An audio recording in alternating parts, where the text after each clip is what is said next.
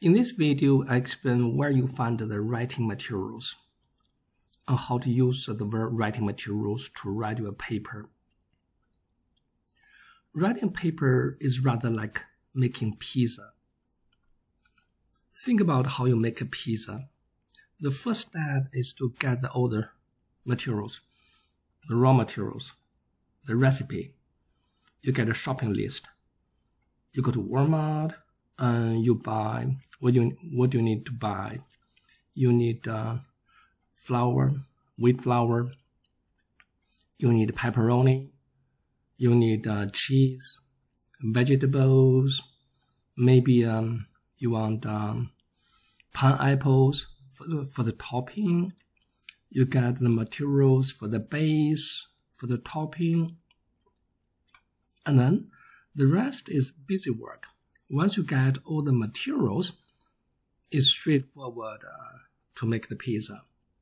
You roll the dough, make the toppings, and bake it. For this writing assignment, I provide all the writing materials. I provide all the references, the data. You don't need to do any literature search. You don't need to find your own references. The references and materials are posted here. Week 11,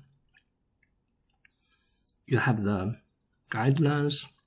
I'm going to update this with more details next week. And you have 3 references.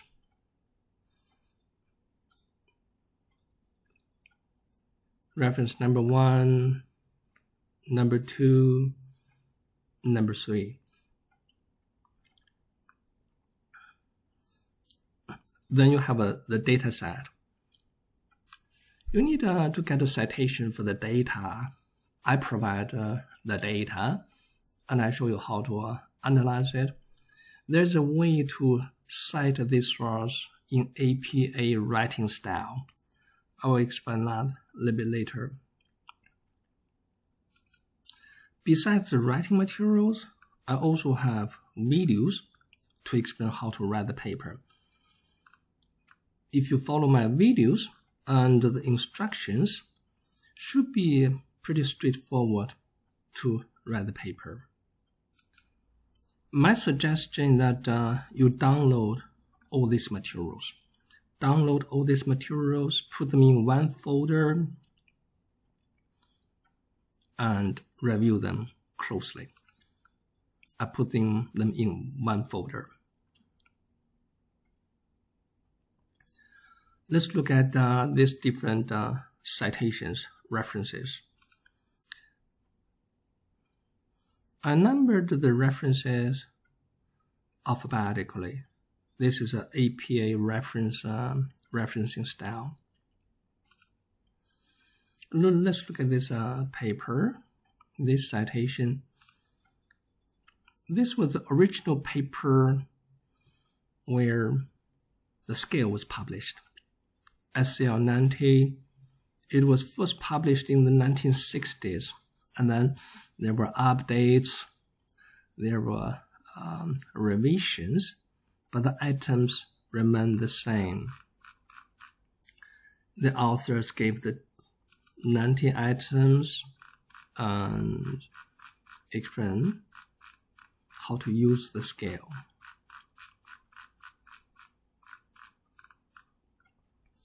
The 90 items, number 1, headache, number 2, nervousness or shakiness inside.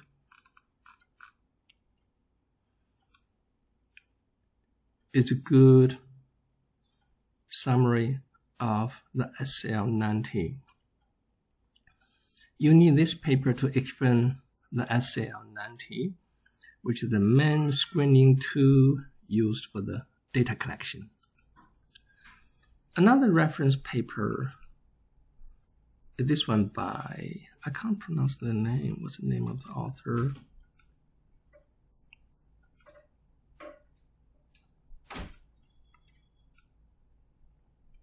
Curto. Martina Curto.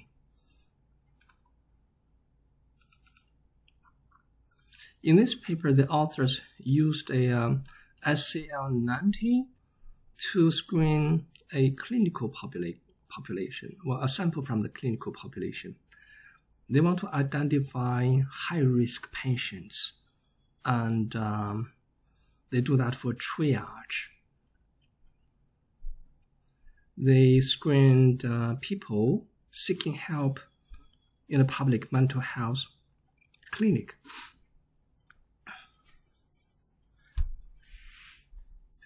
This was in Italy. In Italy, they provide public health, mental health clinics where people can just go and look for help. They don't need a referral from a family physician. Many people show up for help. They need the doctors, the clinicians, they needed to do a triage. They need to identify who is high risk. Who is at high risk for suicide, self-harm, or violence? These people will get priority treatment. They will be seen by a doctor first, as soon as possible. And they used SCL90 as a screening tool. Over a period of 1 year, they received like 800 people seeking help. Out of the 800, some of them later tried to kill themselves, had suicide attempts, or got hospitalized. These people experienced negative outcomes. They compared this group with those who did not experience those negative outcomes. They try to identify which items out of 90 items were really useful for separating the people with negative outcomes and those who did not experience negative outcomes. They found 6 items really useful, really differs between the two groups.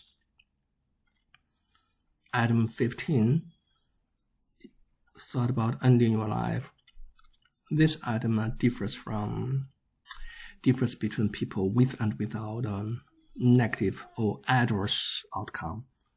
Those people who had adverse outcomes, suicide, hospitalization, their average was 1.19. But those people who did not experience negative outcome, their average was 0.46. The people with negative outcome got higher scores. Higher scores means more serious symptom on this item.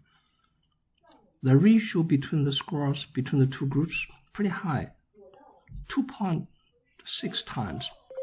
So the people who had negative outcomes were 2.6 times as high as those who did not have negative outcomes. This item is good. Another item really differentiates between the two groups is item 88 on SCL90. Never feel close to another person. Those who had negative outcomes higher than those without negative outcome. The ratio is pretty high. 2.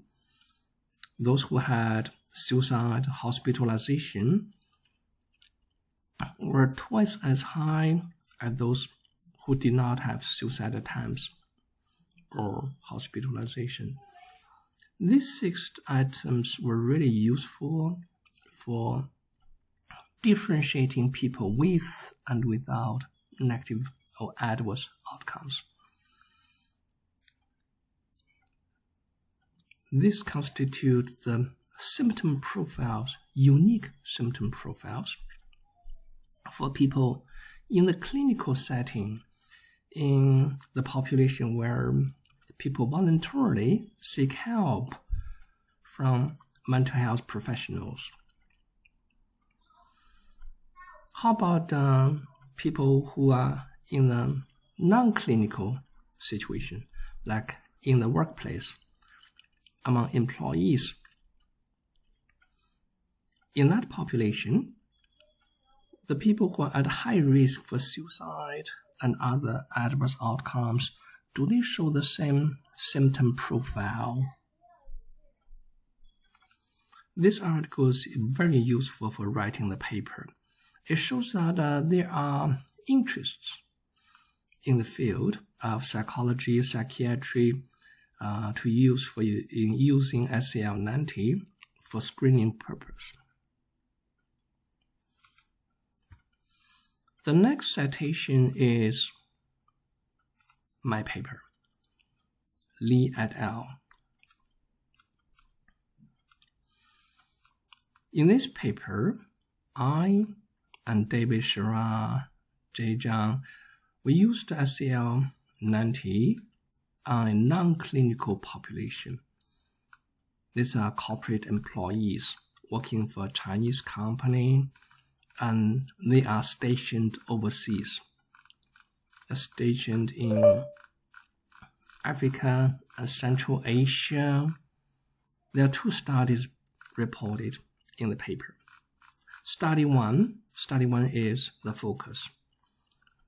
This paper is used for citation in two ways. In one way, it explains SCL90. It explains the Chinese translation of SCL90, the items, the way it is delivered, the way it is scored. It explains the different scores. Here, with 90 items, you get items score. You get a score on each item.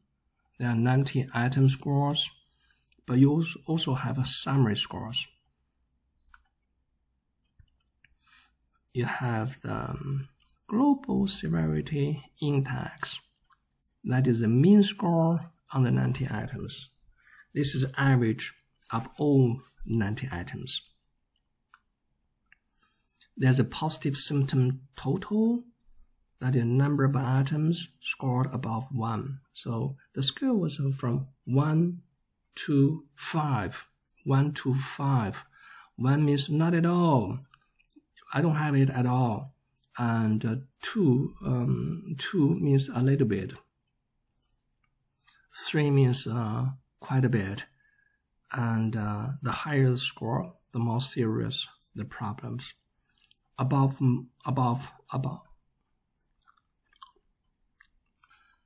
On each item, if my rating is 1, not at all, then I'm not positive on this item. I'm negative on this item. If I say 2. If I say 2 a little bit, I'm considered as positive on this item. If I say 3 quite a bit, then I'm also positive on this item. 5 is extremely serious. That's also positive on the item. This paper is also important in that the data come from this paper. I took part of the data collected in study 1 of this paper and analyzed in the class and in the file I provide, the data file, for the writing. Study 1, the total sample includes 1,391 men and 114 women. Most of the participants were men, only 114 were women. That's one characteristic of the sample. Another characteristic of sample is that they are all working age, from 20 to 50 plus. There are no minors, no kids, no retirees. These are the demographic information you will need for your writing. In the writing instructions, I explained how the data were collected. I collected data from a group of Chinese expatriate workers at their worksite in Africa and Central Asia. And the participants, the 1,000 plus participants, completed 2 questionnaires. The first one was SL90, and they also completed the health risk behavior screening scale. This report health risk behaviors, including suicide and interpersonal conflict, intense interpersonal conflict in the last 2 days.